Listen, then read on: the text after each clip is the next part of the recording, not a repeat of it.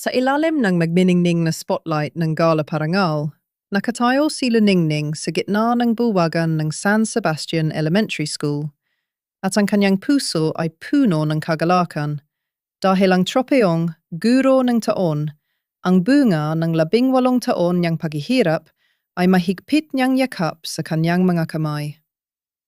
Lumingon siya sa unang hanay kung saan nakaupo ang kanyang asawang si Ramon, ang tanyag na abogadong binuo niya mula sa simula, at ang kanilang anak na si Tala na abala sa pag-livestream ng pinakamasayang gabi ng kanyang buhay.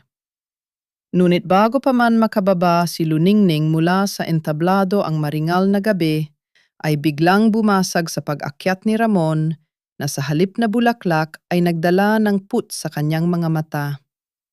Sa isang iglap marahas na hinablot ni Ramon ang tropeo mula sa kanyang mga kamay at ibinalibag ito sa sahig. Dahilan upang magkadurog-durog ang kristal na parang mga bubog na sumisimbolo sa kanyang gumuho na mundo. Sa harap ng daan-daang mga guro, magulang at mga opisyal, naglabas si Ramon ng isang makapal na folder ng mga litratong sadyang idinisenyo para palabasing laging may ibang lalaki si Luningning, sabay sigaw na ang babaeng itinuring na huwarang guro ay isang taksil at immoral na asawang nagnanakaw ng pera para sa kanyang mga kalaguyo. Ang buong bulwagan ay binalot ng matinding katahimikan, bago ito napalitan ng mga bulong ng pandidiri at mga sigaw ng panghuhusga. Habang si Tala na nakita ang lahat sa malaking screen, ay binitawan ang kanyang cellphone na puno ng galit at pagkasuklam. At si Aling Remedios na biyanan ni Luningning ay umakyat sa entablado upang sampalin siya sa harap ng maraming tao habang tinatawag siyang sira ng pamilya. Nakaluhod si Luningning sa gitna ng mga basag na kristal at mga litratong wad, sinusubukang ipaliwanag ang katotohanan. Ngunit lumapit si Ramon sa kanyang tainga at malamig na bumulong na bilang isang abogado, sisiguraduhin niyang burado na ang pangalan ni Luningning sa mundo ng edukasyon at sa buhay ng kanyang sariling anak. Habang kinakaladkad ni Ramon si Tala, palabas ng bulwagan, iniiwan si Luningning sa gitna ng kahihiyan at mga mapanghusgang. Tingin, hindi na lumuha ang guro. Sa halip, pulot niya ang isang matalim na piraso ng basag na tropeo at pinisilito sa kanyang palad hanggang sa dumaloy ang dugo, at sa kanyang mga mata ay hindi na bakas ang sakit, kundi ang nakakatakot na lamig ng isang taong natutunan ang pinakamaitim na aralin sa buhay, na ang isang gurong itinulak sa bangin ay hindi na magtuturo gamit ang tisa, kundi magtuturo ng batas ng paghihiganti na hinding-hindi makakalimutan ni Ramon. Matapos ang trahedya sa entablado ang mga ilaw sa San Sebastian, ay unti-unting namatay, ngunit sa labas ng subdivision kung saan nakatayo ang pinaghirapang mansyon ni Luningning. Ang kadiliman ay mas mabigat at kasing lamig ng ulan na nagsimulang pumatak sa gabing iyon. Hindi na siya makapasok sa sariling gate. Ang security guard na dati niyang binibigyan ng baon tuwing umuaga ay umiwas ng tingin at marahang isinara ang maliit na lagusan sumusunod sa mahigpit na utos ni Ramon. Sa tapat ng tarangkahan, nakatambak ang mga itim na trash bag, ang kanyang mga damit, mga lumang libro ng mga bata, ang mga album ng pamilya na wala ng saysay sa bagong buhay ni Ramon. Habang basang-basa ng ulan, kinalampag ni Luningning ang bakal na gate. Ang kanyang mga sigaw ay nalulunod sa ugong ng dumadaang mga sasakyan. Ngunit walang sumagot maliban sa isang malamig na pagdungaw ni Aling Remedios mula sa bintana ng ikalawang palapag. Bit-bit ang isang baso ng mamahaling wine. Tiningnan ng biyanan ang abang kalagayan ng kanyang manugang bago ito tumawa ng malakas at tuluyang pinatay ang lahat ng ilaw sa loob ng bahay, tila isang pintuan na tuluyang isinara sa kanyang nakaraan. Sa gitna ng pag-iisa nang halos mawalan na siya ng pag-asa, habang nakaupo sa tabi ng kanyang mga gamit na parang mga basura, dumating ang isang lumang tricycle. Si Junjun, ang dating pasaway na estudyanteng dati niyang pinagtanggol sa suspensyon, ay bumaba at hindi alintana ang ulan habang nilalapitan ang kanyang guro. Sa sandaling iyon, ang luha ni Luningning na kanina ay pinigil niya ay tuluyang kumawala, hindi dahil sa nawalang bahay o karangyaan, kundi dahil sa hapdi ng katotohanang ang mga taong tinuruan niyang maging mabuting tao ay siya pa ring nagturing sa kanya na hayop. Habang isinasakay ni Junjun ang mga basang gamit sa kanyang sidecar, patungo sa lumang bahay kubo sa dulo ng barangay, hindi na napansin ni Luningning ang lamig ng hangin. Sa bawat patak ng ulan, unti-unting nahuhubog sa kanyang isipan ang isang plano na mas matalas pa sa anumang batas na kung hindi siya matatanggap ng pamilyang binuo niya, siya ang mismong wawasak sa pundasyon ng mga kasinungalingang itinayo ni Ramon. Sa loob ng makipot na silid ng bahay kubo, sa ilalim ng ilaw ng isang kupas na lampara, kinuha ni Luningning ang kanyang logbook na nakasilid sa loob ng isang plastic bag. At doon, sa harap ng isang maputing papel, isinulat niya ang unang linya ng kanyang pagbabalik. Ang batas ay para sa mga may alam at sa loob ng 18 taon ako. Ang nagturo sa kanya kung paano ito gamitin. Oras na para ituro ko sa kanya kung paano ito nagiging sumpa. Sa loop ng maliit at maingay na bahay kubo na tanging pinagkukunan ng liwanag ay ang malamlam na bombilya, hindi nagpahinga si Luningning. Habang ang buong barangay ay mahimbing na natutulog, ang kanyang isipan ay parang makina na mabilis na gumagalaw. Binuklat niya ang kanyang red logbook, isang lumang talaan na itinuring ni Ramon na isang walang kwentang sentimental na gamit. Para kay Ramon, ito ay diary lang ng isang guro, ngunit para kay Luningning, ito ang black box ng kanilang pagsasama. Sinimulan niyang suriin ang bawat pahina. Mula sa petsa kung kailan pinilit ni Ramon na ipapirma sa kanya ang isang dokumento noong nakaraang taon, hanggang sa mga detalye ng bawat maliliit na transaksyong pinansyal na inuutos nito sa kanya. Habang binabasa niya ang mga nota, isang maliit ngunit napakahalagang detalye ang tumalon sa kanyang mga mata. Ang Special Power of Attorney, SPA, na pilit na ipinapirma ni Ramon noong siya ay may iniindang pilay sa kanang kamay dahil sa aksidente sa eskwelahan. Dahil sa pilay na iyon, ang kanyang lagda noon ay bahagyang kumikiling sa kaliwa. Isang detalyeng siya lamang ang nakakaalam. Kinumpara niya ito sa kopya ng dokumentong ginamit ni Ramon para sa eviction notice at paglipat ng titulo ng bahay. Sa unang tingin, mukhang perpekto ang lagda. Ngunit sa mata ng isang gurong eksperto sa pagsusulat, isa itong krudo at halatang panggagaya. Ang mga loop sa letrang L at G ay masyadong bilog, masyadong perpekto. Wala ang tremor o panginginig na natural na dala ng kanyang pinsala noong panahong yon. Akala mo ba nakalimutan ko ang bawat kurba ng kamay ko, Rangon? Bulong niya sa sarili, habang isang mapanganib na niti ang namumuo sa kanyang labi. Hindi lang siya, basta nagmamasid. Kinuha niya ang kanyang lumang grading sheet mula sa mga nakaraang taon kung saan nakatala ang mga sample signature ng mga estudyanteng nakipag-ugnayan sa kanya. Sa tulong ng isang lumang magnifying glass, nag-compile siya ng isang dossier na magpapatunay na ang lagda sa lahat ng papeles ni Ramon ay isang forgery. Hindi lang ito labag sa batas. Ito ay isang krimen na kayang magpatalsik sa isang abogado mula sa Integrated Bar of the Philippines. Ngunit alam ni Luningning na hindi sapat ang dokumento. Kailangan niya ng insider. Kinabukasan, maaga siyang pumunta sa opisina ng munisipyo, hindi bilang isang talunang asawa, kundi bilang ang respetadong Teacher Luningning na marami ang utang na loob.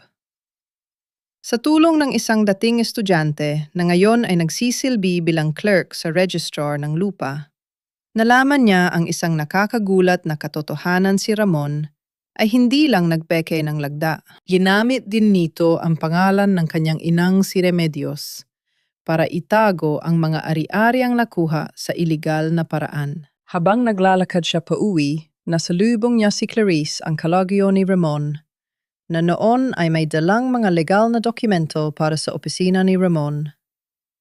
Tumigil si Luningning sa harap nito, hindi para manampal, kundi para magtanong ng mahinahon.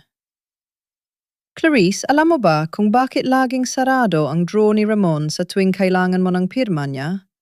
Tanong niya na may halong pangungutya.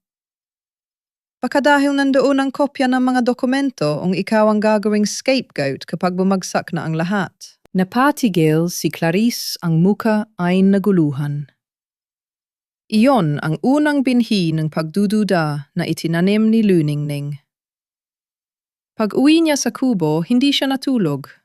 Sa halip, sinimulan niyang isulat sa isang malinis na papel ang listahan ng mga tao na kayang magpatunay sa kanyang mga sinabi. Ang laban ay hindi na lamang para sa bahay o sa dangal ito, ay laban para sa katotohanan at sa pagkakataong ito. Si Luningning ang guro na walang balak na magbigay ng kahit anong extension sa buhay ng mga taong nagtaksil sa kanya. Isang linggo matapos ang trahedya sa entablado, alam ni Luningning na hindi siya maaring manatiling nakatago sa kubo. Kailangan niya makausap si Tala. Sa kabila ng pagpapalayas sa kanya, patuloy niyang pinuntahan ang paaralan ng kanyang anak. Nagbabaka sakaling makita ang kahit katiting na liwanag ng pag-asa. Nang makita niya si Tala na lumalabas sa gate, mabilis siyang lumapit. Ngunit ang nakita niya sa mga mata ng kanyang anak ay hindi pagmamahal, kundi isang malamig na pader ng pagkamuhi. Tala, anak ako ito. Nanginginig ang boses ni Luningning. Tumigil si Tala. Ang muka ng dalagita na dati ay refleksyon ng kanyang pagmamahal ay naging matigas at puno ng disgusto. Hindi man lang tumingin sa kanyang mga mata si Tala at umiwas nang subukan siyang hawakan ng ina. Ano pa ang gusto mo? Matigas na sabi ni Tala. Ang boses ay kasing talim ng patalim. Tama ang sinabi ni Papa. Hindi mo lang nilagyan ng mansa ang dangal ng pamilya natin, ginawa mo pa akong katatawanan sa buong school. Alam mo ba kung gaano kahirap pumasok araw-araw habang pinapanood ng mga kaklase ko ang video mo? Anak, hindi totoo yan, Pakaana. Lahat yan ang ama mo. Naghahanap ako ng ebidensya, mapapatunayan ko sa iyo ang katotohanan. Humalakak si Tala, isang tawang, puno ng pait na hindi nararapat sa isang 17 taong gulang. Inilabas niya ang kanyang cellphone at ipinakita ang isang screenshot ng mensahe. Huwag mo na akong lokohin, ma. Ipinakita sa akin ni Papa ang mga text mo sa lalaking yon. Sabi mo, nasa meeting ka ng mga guro noong birthday ko. Pero ang totoo ay nasa motel ka sa Manila, di ba? Nanghina si Luningning. Ang mga mensaheng yon ay perpektong gawa-gawa ni Ramon gamit ang teknolohiyang hindi niya akalaing magagamit laban sa kanya. Tala, pakinggan mo ako. Inimbento lang yan ng ama mo.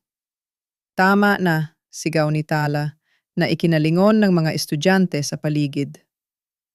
Si Papa ay isang abogado. Hindi siya nagsisinungaling ang plastic. At sinungaling dito ay ikaw, ma. Simula ngayon, huwag mo na akong hahanapin. Wala na akong ina na naggangalang Luningning. Tumakbo si Tala patungo sa mamahaling sasakyan ni Ramon na naghihintay sa kanto. Naiwan si Luningning sa gitna ng daan, parang binagsakan ng langit at lupa. Hindi ang kahihiyan sa publiko ang pumatay sa kanyang puso, kundi ang pagtalikod ng sarili niyang dugo. Habang papalayo ang sasakyan, hindi na umiyak si Luningning. Ang kanyang mga mata ay naging blangko bago ito napalitan ng isang nakakatakot na determinasyon. Napagtanto niya na si Ramon ay hindi lang nag-atake sa kanyang danggal, inagaw nito ang kanyang pinakamahalagang yaman, ang tiwala ng kanyang anak. Pag-uwi niya sa kubo, hindi na siya nagsulat ng mga hinaing sa kanyang logbook. Sa halip, kinuha niya ang listahan ng mga koneksyon ni Ramon, naghahanap ng mga kahinaan na siya lang ang nakakaalam matapos ang 18 taon na pagsasama. Hindi mo ako pinaniwala, Antala, dahil nakikita mo ang mundo sa mata ng ama mo. Bulong ni Luningning habang binabali ang tingga ng kanyang lapis sa tinde ng pagkapit. Hindi na ako magpapaliwanag sa salita. Hahayaan kong si Ramon mismo ang maglantad ng baho niya sa harap mo. Ito ang leksyon na kailangan mong matutunan kahit gaano pa ito kasakit. Mula sa sandaling iyon, nagdesisyon si Luningning ilalapit niya ang sarili kay Clarice. Ito ang tanging paraan para gumuho ang mundo ni Ramon at ito rin ang tanging paraan para mabawi niya ang kanyang anak. Matapos ang insidente sa paaralan, napagtanto ni Luningning na ang direktang pakikipaglaban kay Ramon ay lalo lamang magpapasaya sa mapagmalaki nitong ego. Kailangan niyang gawing impyerno ang buhay ni Ramon sa loob mismo ng kanyang sariling teritoryo. Si Ramon ay isang taong puno ng kayabangan at ang pinakamalaking takot ng isang mayabang ay ang mawalan ng kontrol. Sinimulan ni Luningning ang isang psychological warfare. Ginamit niya ang bawat maliit na detalye ng mga lumang gawi ni Ramon na hindi nito kailanman mababago. Gabi-gabi sa pag-uwi ni Ramon sa mansyon, laging may mga pagbabagong bumubungad sa kanya na nagpapakita ng presensya ni Luningning. Isang lumang relo ng tatay ni Luningning na akala ni Ramon ay naibenta na niya ay biglang lilitaw sa ibabaw ng kanyang mesa. Isang resibo ng hotel mula 10 taon ang nakalipas na may pangalan ng ibang babae ay nakasingit sa mga legal na dokumentong inihahanda niya para sa darating na paglilitis. Nagsimulang mawala ng tulog si Ramon. Hindi niya malaman kung may nakakapasok ba sa bahay o kung may mata si Luningning sa bawat sulok ng mansyon. Naging irritable siya at madalas paghinalaan si Clarice. "Bakit ka nakatayo riyan? Kinukunan mo ba ako ng video?" Sigaw ni Ramon kay Clarice isang gabi nang makita niya itong may hawak na cellphone. Nanginig si Clarice na noon ay takot na rin dahil sa nalaman niya mula kay Luningning. "Tinitingnan ko lang ang schedule ko, Ramon." Sa malayo pinagmamasdan ni Luningning ang lahat sa pamamagitan ng isang dating kasambahay na nananatiling tapat sa kanya. Alam niyang unti-unti nang nawawala ang katinuan ni Ramon. At ang isang abogadong nawawala sa katinuan ay tiyak na magkakamali. At dumating ang pagkakamaling iyon. Sa sobrang paranoia, tumawag si Ramon sa kanyang mga tauhan upang ayusin ang mga dokumentong akala niya ay hawak pa ni Luningning. Hindi niya alam na ang kanyang cellphone ay napasukan na ng isang spyware teknolohiyang nakuha ni Luningning sa tulong ng isa niyang dating estudyante na eksperto sa IT.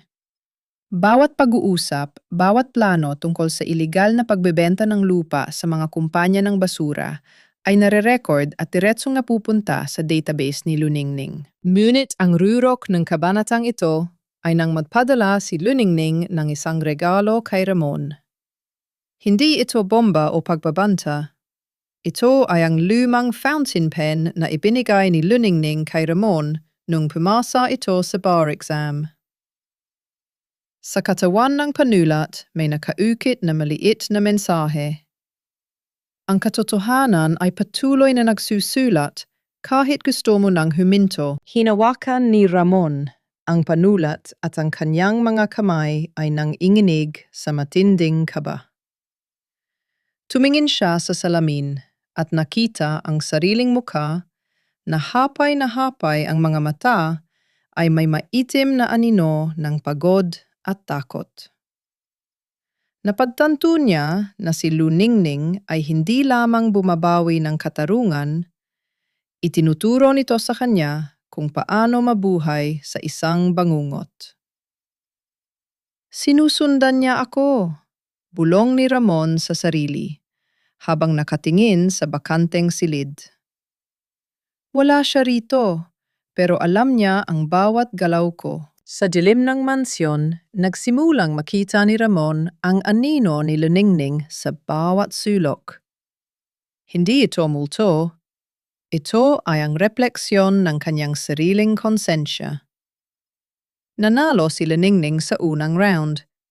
Nagtagumpay siyang gawing bilanggo si Ramon sa sarili nitong bahay, nilalamon ng takot at ng sarili nitong mga kasinungalingan. Matapos ang pagkalat ng paranoia sa mansyon ni Ramon, alam ni Luningning na ito na ang tamang panahon para atakihin ang huling balwarte ng kanyang asawa si Clarice.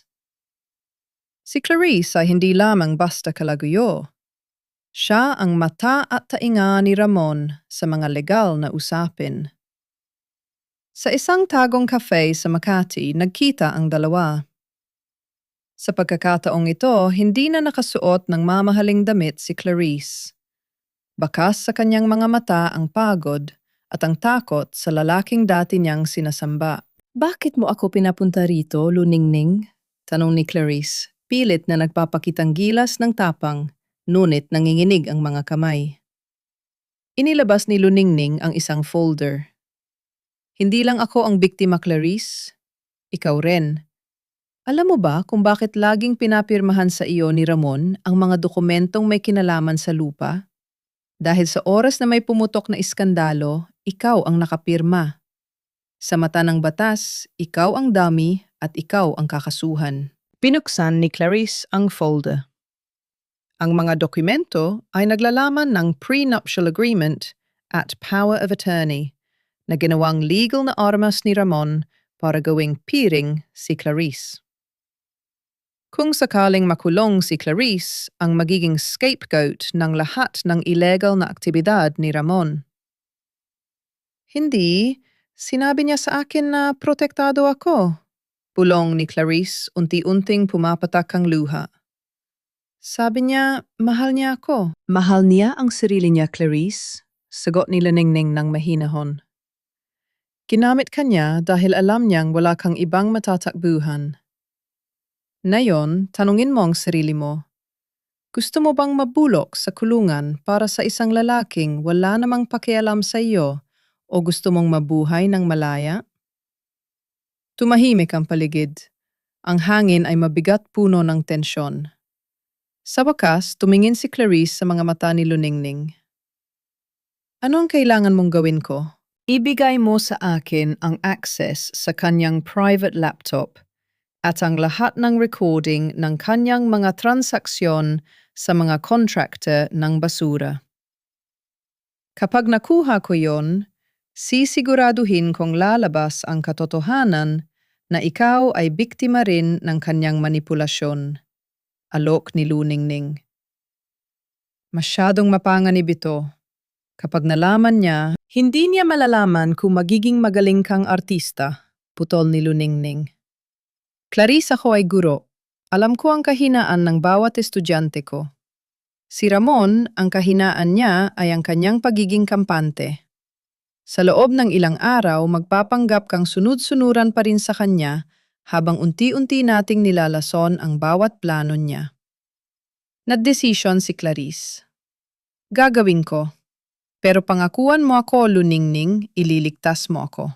Ang hustisya ay hindi nangangako, Clarice. Ito ay ginagawa, sagot ni Luningning. Pag-alis ni Clarice, ramdam ni Luningning ang bigat ng laban.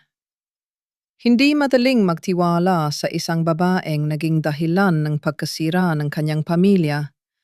Ngunit alam niyang sa larong ito, kailangan niya ng espya sa loob ng kampo ng kaaway. Sa gabing iyon, habang naglalakad pa uwi sa kanyang maliit na kubo, napangiti si Luningning. Hindi na lang siya mag-isa. Ang paghihiganti ay hindi na lang tungkol sa pagwasak kay Ramon. Ito ay tungkol sa pagbuo ng isang malakas na alyansa na yayanig sa pundasyon ng buhay ni Ramon. Habang mas lumalalim ang alyansa ni na Luningning at Clarice, lalong nagiging paranoid si Ramon.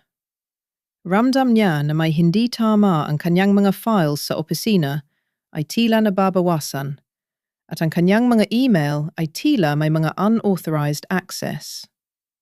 Sa gitna ng kanyang pagpapanik, nagpasya si Ramon na ilipat ang lahat ng evidence ng kanyang mga illegal na transaksyon sa isang mas ligtas na lugar, ang lumang storage room sa likod ng kanilang mansyon, kung saan nakatago ang mga dokumentong hindi pa niya na i-upload sa cloud. Sunugin mo lahat ng mga lumang resibo at kontrata na may pirma ni Luningning. Utos ni Ramon kay Clarice sa isang malamig na gabi.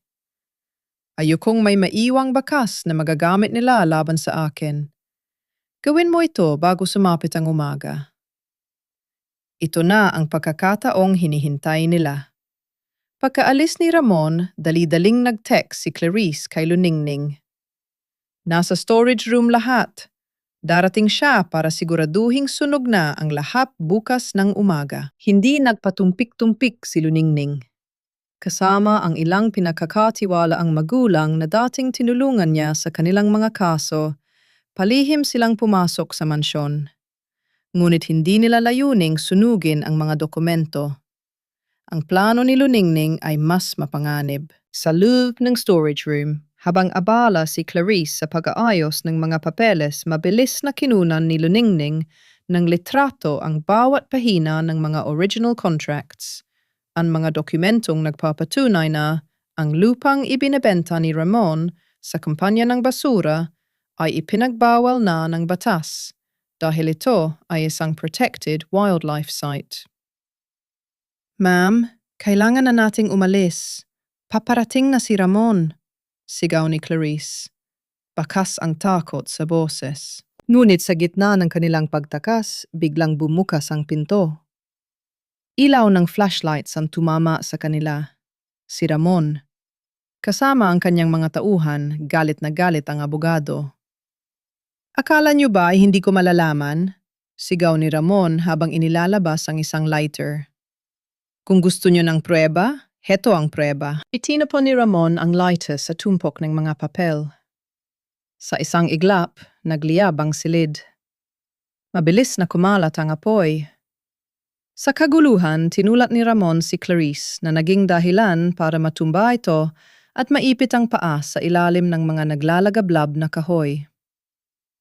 Clarice, sigaw ni Luningning. Sa kabila ng panganib, hindi tumakbo si Luningning.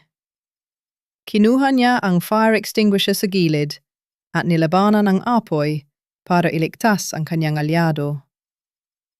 Sa gitna ng usok at init, may isang bagay na nahulog mula sa isang lumang cabinet na naabot ng apoy, isang maliit na metal box na may tatak ng pamilya ng ama ni Luningning.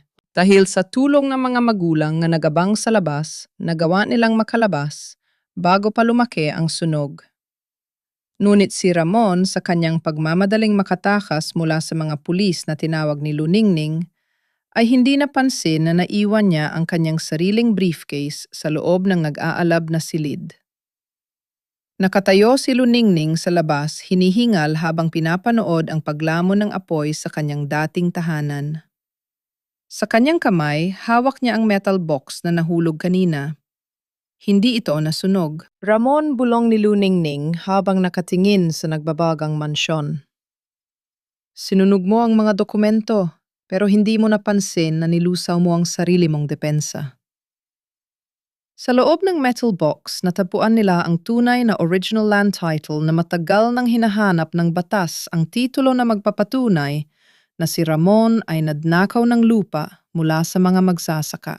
Matapos ang insidente ng sunog sa mansyon, inakala ni Ramon na nabaon na sa abo ang lahat ng ebidensya laban sa kanya.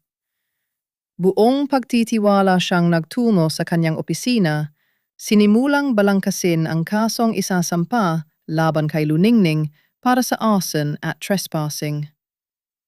Naniniwala siyang gamit ang kanyang yaman at impluensya, madali niyang mababaligtad ang sitwasyon at gagawin ang sarili bilang biktima. Ngunit nagkamali siya. Sa ising maliit na opisina sa sentro ng lungsod, nakaupo si Luningning sa harap ng isang lalaking may matatalas na mata at mapagkumbabang tindig. Siya si Attorney Marcus, isang tanyag na human rights lawyer na dati karibal ni Ramon sa paaralan at lihim na nagkaroon ng paghanga kay Luningning noong kabataan nila. Luningning 18 taon na ang nakalipas. Malamanay na sabi ni Marcus. Sinusubaybayan ko ang mga balita tungkol sa iyo. Si Ramon ay hindi nagbago, mayabang pa rin at walang respeto sa batas. Pero sa pagkakataong ito, sumobra na siya. Ipinatong ni Luningning ang metal box sa mesa. Marcus, hindi ako nandito para humingi ng awa. Hustisya ang kailangan ko. Ito ang orihinal na titulo ng lupa na ginamit niya bilang collateral para sa iligal na pautang.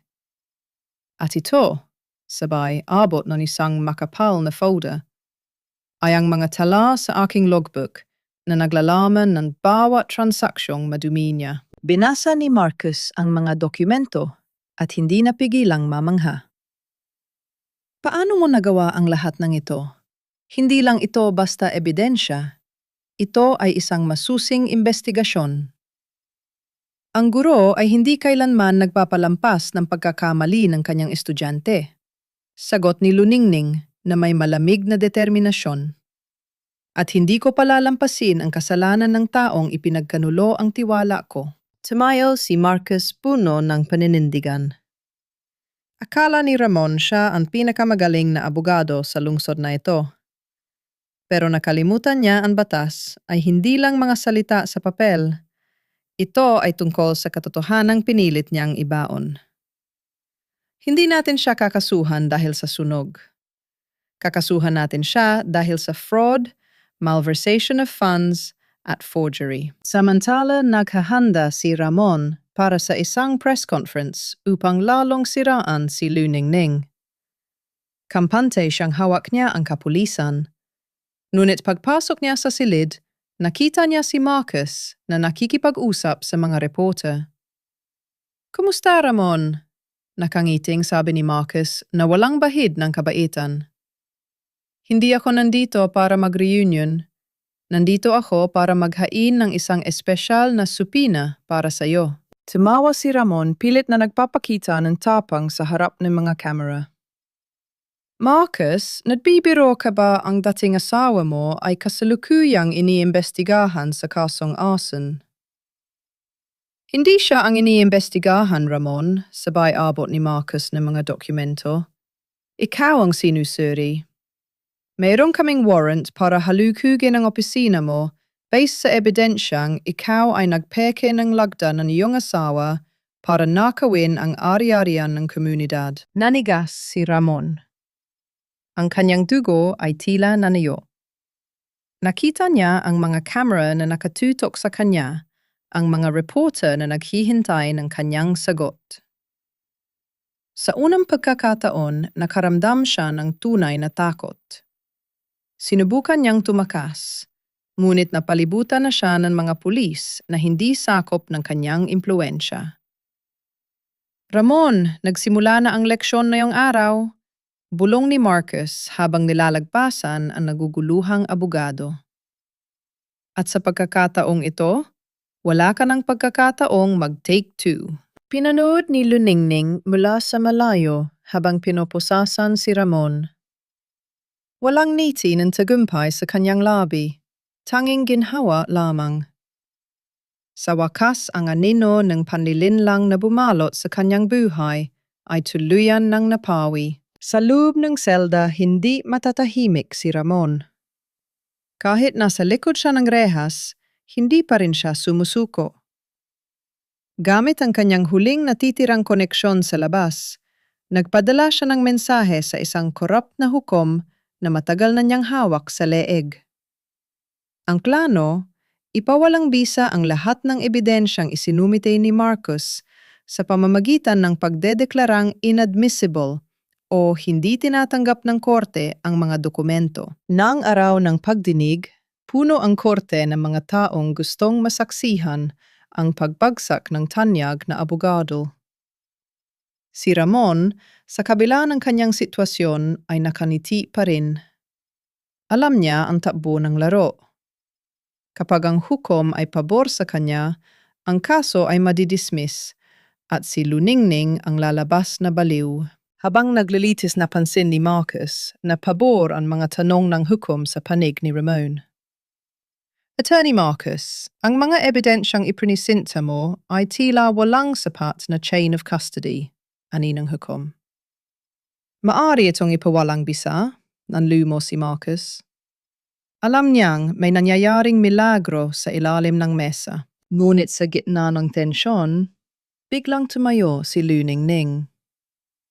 Hindi siya pinayagang magsalita, ngunit may hawak siyang isang maliit na gadget, isang digital recorder na naglalaman ng mga pag-uusap ni Ramon at ng nasabing hukom.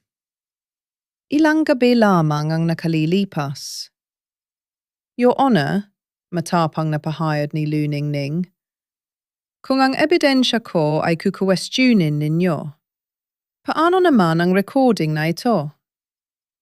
Naririnig dito ang usapan ninyo ni Ramon tungkol sa halaga ng suhol para mapawalang bisa ang kasong ito. Nanlaki ang mga mata ni Ramon. Namutla ang hukom. Ang buong silid korte ay napuno ng bulungan. Ito ay illegal. Hindi ito pwedeng gamitin. Sigaw ng abogadong panig ni Ramon. Illegal? Sagot ni Luningning habang lumalapit sa hapag ng hukom. Ano ang mas ilegal? Ang pag-record ng katotohanan o ang pagbebenta ng hustisya sa harap ng taumbayan? Hindi ito nakaplano sa kanilang orihinal na estratehiya. Ito ang huling hirit ni Luningning.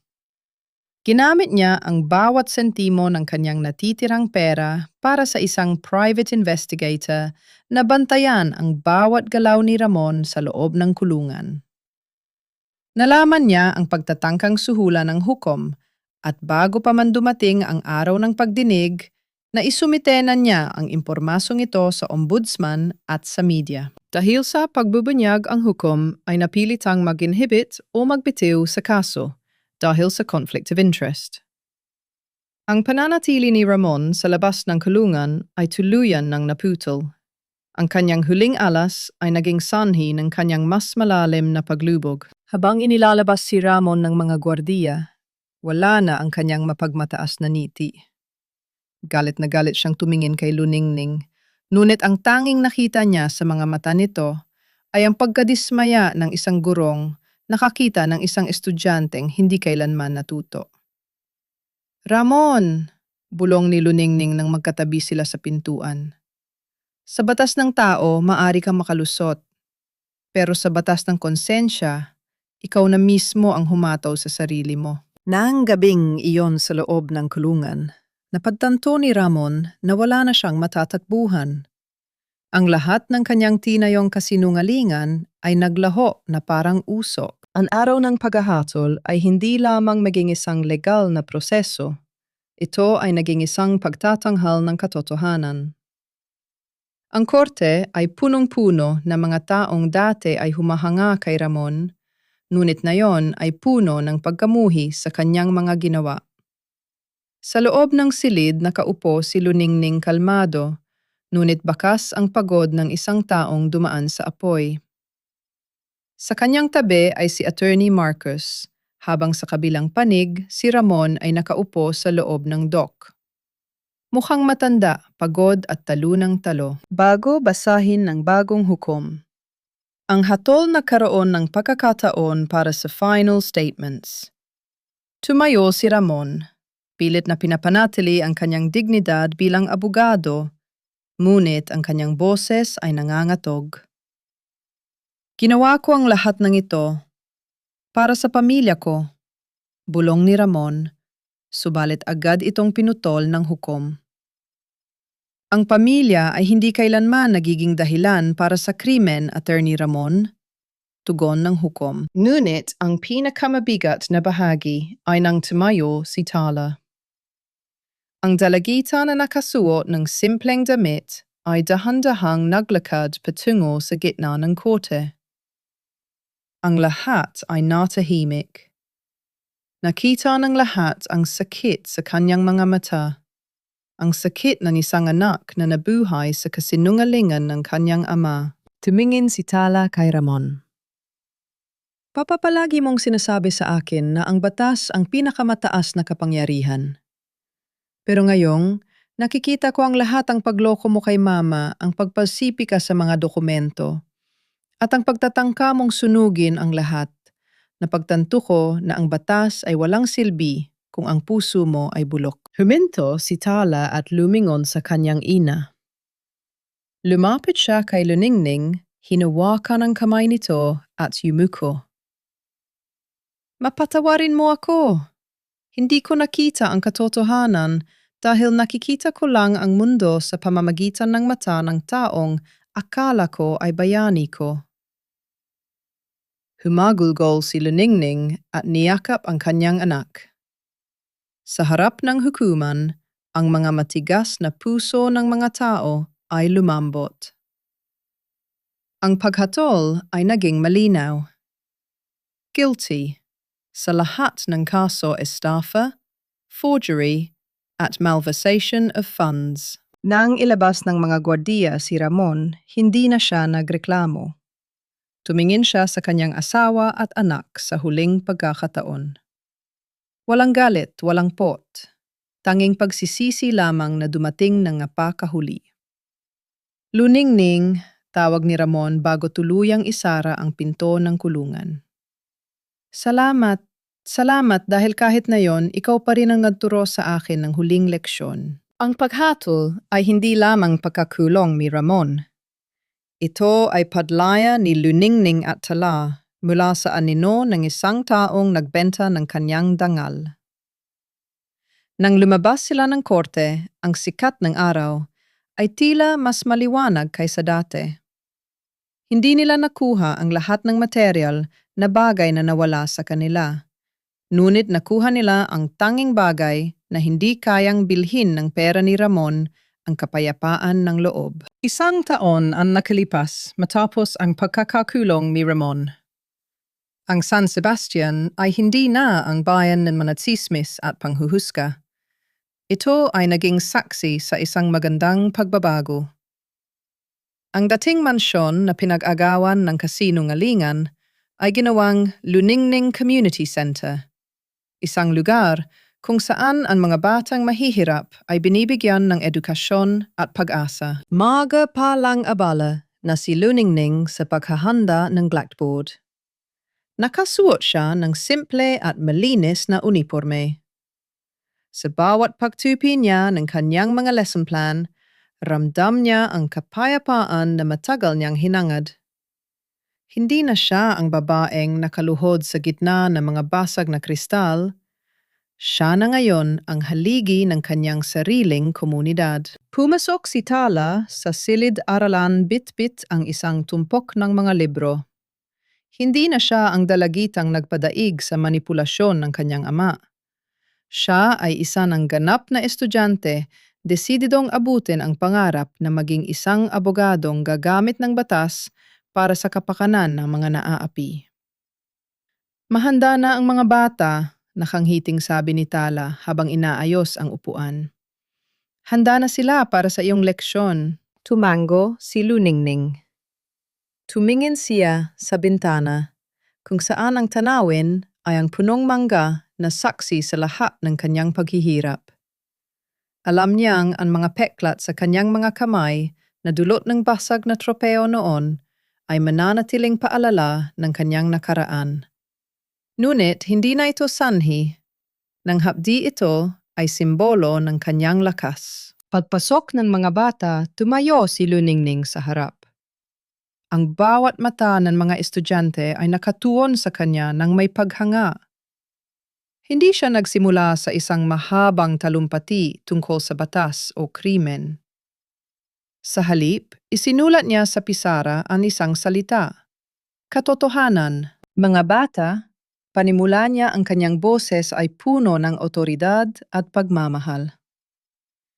Ngayong araw ang ating aralin ay hindi tungkol sa mga numero o alpabeto. Ang ating aralin ay tungkol sa pagtayo matapos madapa. Maraming tao sa mundo ang susubok na burahin ng inyong mga isinulat. Maraming tao ang magsasabing hindi kayo sapat. Pero tatandaan ninyo, ang isang tao ay hindi nasusukat sa kung gaano siya kadaling masaktan, kundi sa kung gaano siya katapang bumangon. Habang nagsasalita si Luningning, nakita niya si Clarice na pumasok sa silid. Si Clarice na ngayon ay isa na ring volunteer sa kanilang programa. Ay may hawak na merienda para sa mga bata. Nagkapalitan sila ng tingin ni Luningning, isang tingin na puno ng pagpapatawad at bagong simula. Bago matapos ang klase, isang bisita ang dumating sa pintuan. Si Attorney Marcus. May dala itong bulaklak para kay Luningning. Ngunit hindi para sa panunuyo. Ito ay para sa pagpupulgay sa isang gurong. Nagturo sa bayan kung paano maging matatag. Luningning, pulong ni Marcus. Handa na ang lahat para sa seminar tungkol sa karapatan ng mga kababaihan. Numiti si Luningning. Tumingin siya sa buong silid sa kanyang anak, sa mga batang natututo, at sa isang kinabukasang malaya sa anino ng nakaraan. Tapos na ang aralin, sabi niya sa kanyang klase. Pero ang buhay ay isang mahabang pag-aaral. Huwag kayong papayag na matahimik kung alam ninyong ang inyong pinaninindigan ay tama. Dahil ang tinig ng isang taong nagsasabi ng totoo ay mas malakas kaysa sa anumang kulungan. Sa huling tagpo lumabas si Luningning ng silid-aralan bitbit ang kanyang logbook na ngayon ay puno na ng mga bagong kwento ng tagumpay. Wala na ang pot sa kanyang dibdib. Sa kanyang paglalakad, patungo sa mga bata ang kanyang anino ay hindi na nagtatago. Ito ay nakatayo ng matuwid, malaya at ganap na nagbago.